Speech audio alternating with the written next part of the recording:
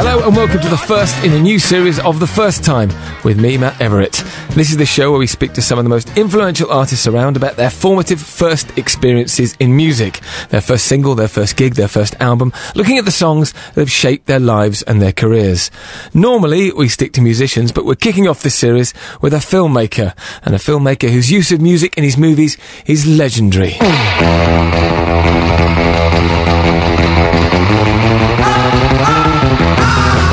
His passion for music can be heard in the brilliant soundtracks to his films, from his debut Reservoir Dogs all the way through to Pulp Fiction, Jackie Brown, Kill Bill, Inglourious Basterds, and right up to his most recent movie, Django Unchained. I'm very pleased to say this week my guest on The First Time is Quentin Tarantino.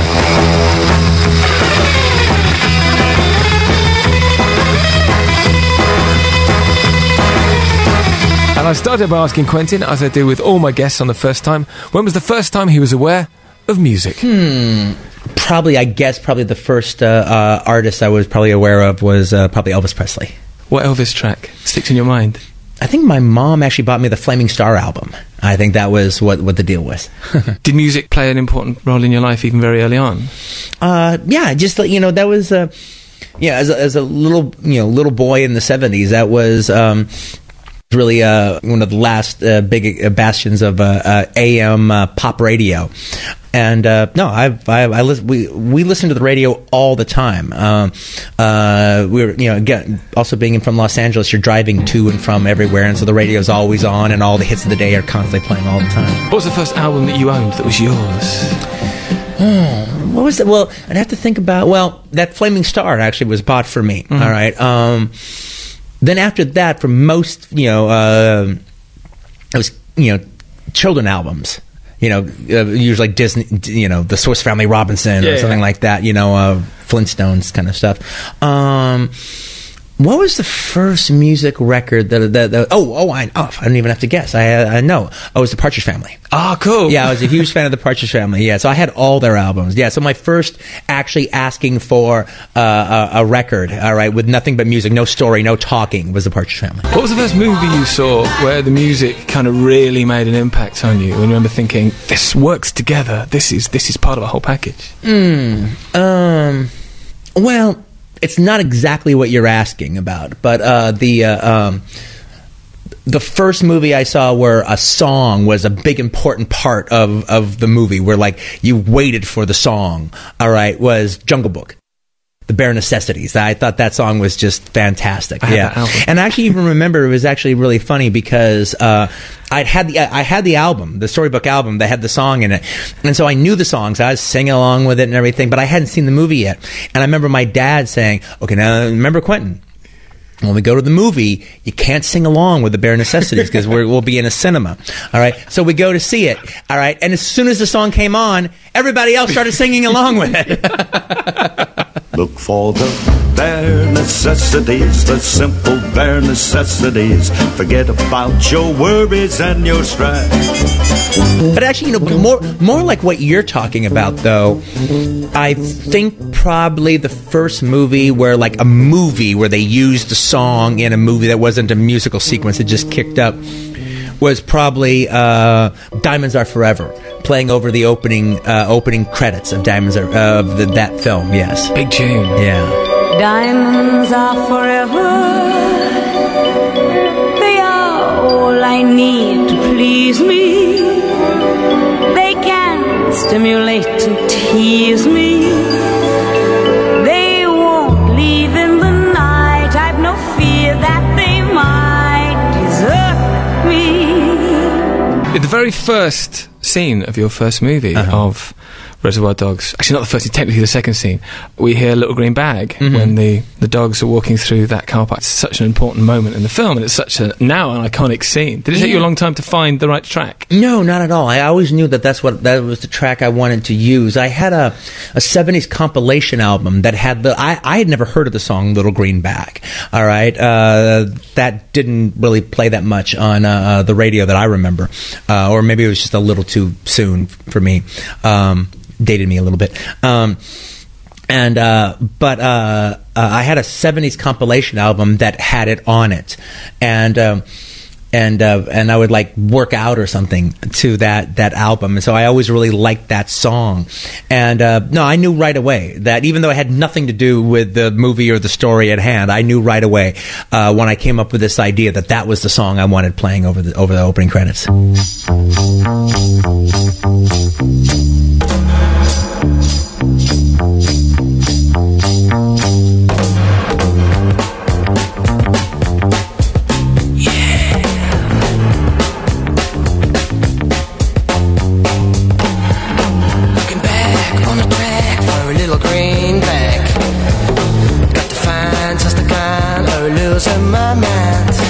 When you're writing a movie, when you start writing a script, do you have in mind a soundtrack? Do you start compiling a soundtrack as you're writing the script? Like, do you know that you're going to use Girl You'll Be a Woman Soon or Never Can Tell in Pulp Fiction? Did you have that playlist kind of compiling at the same time as writing the scripts for those films? Yeah, it's a mixed bag. Sometimes yes, sometimes no.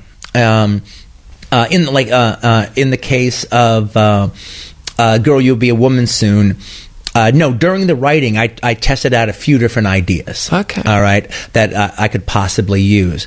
But then when I came across the Urge Overkill version, somewhere towards the end of writing the script, I realized that was the song I wanted to use. But like, for instance, I always knew right from the very beginning when I was writing the script that I wanted Stuck in the Middle with You to be the song. It was there early on. Yeah. Oh, it's actually written in the script. All right. I'd never done that again because that actually brings the price up. All right. So I have to play it a little coy, a little keep my cards close to my vest. Cross 110th Street is the opening and ending track on Jackie Brown. It kind of bookends the film. It's very much her theme. Yeah. And since that point, you've used a lot of 70s soul music. Can you remember first kind of falling in love with 70s soul? Well, I grew up with it. That's the music of my growing up years is 70s soul. Like for instance, some of my biggest memory, like a lot of Black Americans who grew up in that time, come Saturday, you were doing one thing. You were watching Soul Train at 1 o'clock in the afternoon. Because it does feel that your soundtracks have got a lot more soulful as the years have gone by, I think. Well, each of the movies have their own rhythm, have their own beat. Part of the thing in Reservoir Dogs was to use 70s pop bubblegum music as a complete counterpoint to the gritty, violent, profane movie that we were watching. I didn't want to go for, David Bowie's Panic in Detroit or something like that. That would be might be possibly more appropriate to the story. I wanted to offset it. In the case of Pulp Fiction, I wanted surf music because I actually always thought surf music just sounded like rock and roll Ennio Morricone spaghetti western music. And in the case of Jackie Brown, 70s soul was definitely the spirit and the flavor of the film. In 2003, Quentin Tarantino released the first of 2 Kill Bill movies, Kill Bill 1, which included collaborations with RZA from the Wu-Tang Clan. I asked him how they first met. Yeah, it's like how I first got together with him was we were through Miramax, we were releasing the kung fu film, the Yuen Wu-Ping kung fu film, Iron Monkey, and releasing it in theaters. It had been around for a little bit, but it only just played on video in Hong Kong Hong Kong videos. And so I really liked that movie, and we were releasing it, and so we were doing the kind of little press junket for it. And RZA was a huge fan of the film and a big aficionado about it. So they, like in a situation like this, they put us together for us to talk about kung fu movies. And he knew a lot about them, and I knew a lot about them. And we really liked each other because of that situation. So we got together. So we decided to get together at another time and hang out and watch films. And that started our friendship that goes on to this day. I was one of the producers on the film that he directed this last year, Man with the Iron Fist.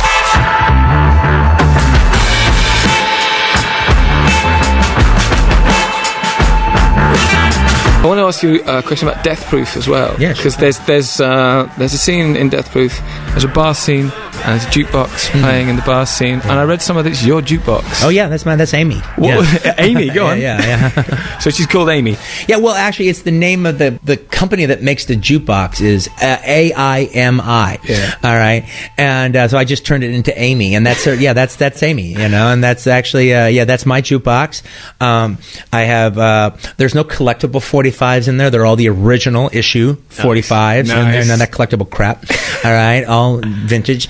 And if you actually watch Death Proof again, there's a shot where you actually see the selections written down there. That's all my handwriting. Those are all my things. What was the first single that you put in it when you bought it? Oh, that's a good question. I'm not quite sure, but I'll say Natural High. David Bowie's Putting Out Fire with Gasoline is used in Inglourious Basterds, and it was also used in the film Cat People as well. I guess that's one of the nice things about being a film director is you can kind of pay homage to the films that you love by other people. Is that kind of part of the buzz of being able to, Yeah, well, I wasn't paying homage to Cat People because I don't really like Cat People. That's not one of my homages. All right. But I loved his song in Cat People a lot, and I was always really frustrated by that movie because that song is so fantastic, and they just don't use it in the film until the closing credits. And to some freeze-frame closing credit. And I was like, man, if I had... That song is amazing. If I had that song, I would totally build a sequence around it. So I did. So the song came first and you built the sequence around... No. I was speculating that I would do that back then. Okay. All right. But no, I actually didn't come up with the idea of using Cat People in Inglourious Basterds, so maybe 2 to 3 weeks before we got ready to do the scene. Really? Yeah. All of a sudden, the idea hit me that could actually be interesting. So I had to, I was in Germany at the time, and I had to go out to a record store, and I bought the CD of it, and started playing it, and started pacing around my bedroom, playing the music, which is kind of how I do it. Pacing around, and go, oh, this could work. And the thing about that's actually really interesting. It plays like interior monologue for Shoshana's character. Now, you can go and you can ask somebody to write a piece like that about, Shoshana's interior monologue. But the problem with it is, it'll probably be too on the money because they'll be writing exactly about what's in the script. But when you know that David Bowie didn't write this song for Shoshana, yet when the lyrics do match up, and they actually seem to be very apropos for the character, I actually think it can be even more moving to an audience when they hear it. See these eyes so green, I can stare for 1,000 years. Coming to Django Unchained, you got Morricone to write a piece of original music. Yeah. I mean, which is a massive honour. When did you first fall in love with his work? When did you first hear him? Oh, gosh. Well, I first heard him when I was literally a little boy, because I actually think 3 of the first movies I ever saw in my life at the theaters, other than possibly Disney movies, was the Dollars trilogy, because my mom had a crush on Clint Eastwood. So she took me to see it. And so those are some of my first memories actually sitting in a cinema, was watching those movies. Not that I knew who he was or was able to make any kind of connection as far as that's concerned. But you could feel the atmosphere from those songs. Oh, yeah, absolutely. I knew the theme, absolutely. I think I started realizing who Morricone was, probably around 13, 14, 15, something like that. Because he did a lot of movies. And then I started, and it was around 14 that I started collecting soundtracks. All right, I have a big set. I still have it today. I have a big soundtrack collection. How big? Oh, pretty big. Hundreds? Well, I've never counted them, but it's a lot. It's a lot. Yeah. Every time I go into a used record store, I first always go into the soundtrack section and go through them, and then I move my way around the other things. And so, if you collect soundtracks, then you're going to have quite a few more Morricone soundtracks. Yeah. So, in terms of getting him to do a track, I mean, he offered it up to us. He offered, yeah. Yeah, he had actually he had done the song and he sent it over, for us. God, that was amazing. Have you got to know him much? I don't think that many people other than his like dear friends know him that well. All right, but I'd met him just briefly, like to say hello, back when we did Inglourious Bastards. We were in Italy, but this last time when we were in Italy, he gave me a Lifetime Achievement Award from the Rome Film Festival, and so we had a really nice conversation, actually on stage in front of a whole bunch of people. But it was a real honor for him to come out to give that to give that to me. That was a big honor.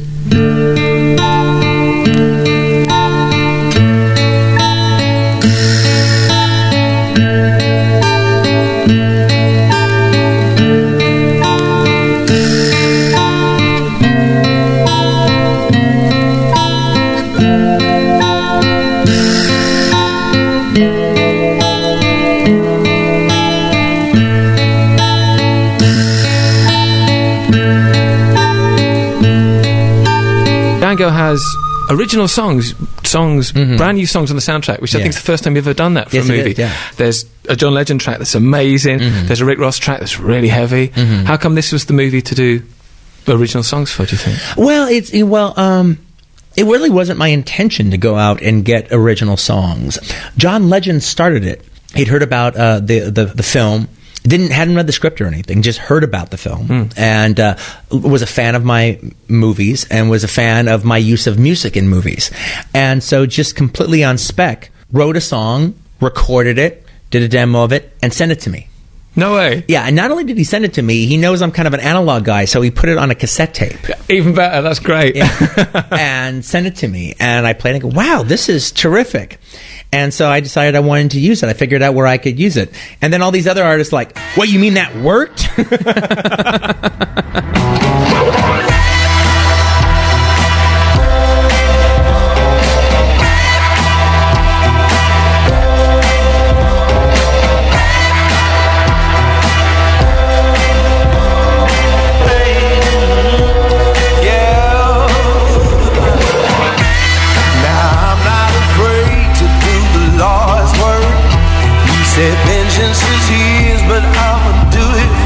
So what is it that makes music so important for you in movies?